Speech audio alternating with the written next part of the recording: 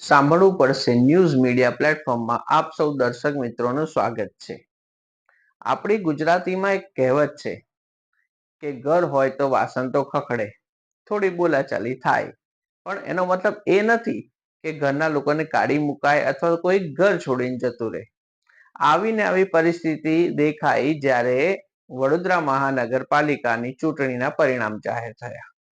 વડોદરા મહાનગરપાલિકાની સંસ્કારી નગરીના લોકોએ ફરી એકવાર કમરનું બટન દબાવ્યું છે અને વડોદરા મહાનગરપાલિકામાં ફરી ભગવો લહેરાયો છે। વડોદરા મહાનગરપાલિકાની સત્તા પર સિંહાસન પર ફરી આજે ભાજપનું રાજ આવી ગયું છે, પણ આ પરિસ્થિતિ કઈ નશામાં ચૂર થવા જેવી નથી, પરંતુ છાસ પણ ફૂંકી ફૂંકીને પીવા જેવી છે।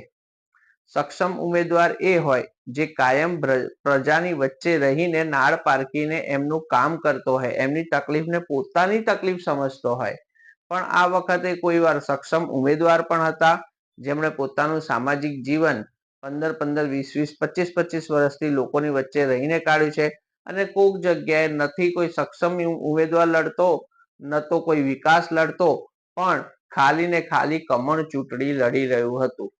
પણ યાદ રહે પ્રદેશ અધ્યક્ષ શ્રી, તમે આ વાતને જરૂરથી ધ્યાનમાં લેજો કે આજનો જે મતદાતા છે એ આવનારા 5 વર્ષ પછી હજુ સ્માર્ટ થશે, એટલે એ કદાચ એવું પણ થાય કે કોઈ સિમ્બોલ, કોઈ બ્રાન્ડ કે કોઈ વિકાસને મત નહીં આપે, એ કામ જોઈને અથવા ઉમેદવારને જોઈને મત આપશે।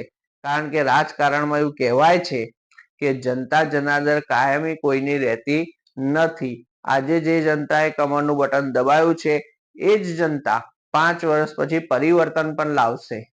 એટલે આ પરિસ્થિતિ એવી કોઈ નથી કે કોઈ મધહોશમાં જે રહીને આપણે ઉજવી નાખી, પરંતુ ખરેખર સાચી રીતે મંથન કરવા જેવી છે। બાકી તો સમજદાર કો ઈશારા કાફી, આ એક નાનું અમથો વિડીયો ઘણું બધું કહી જાય છે। ધન્યવાદ।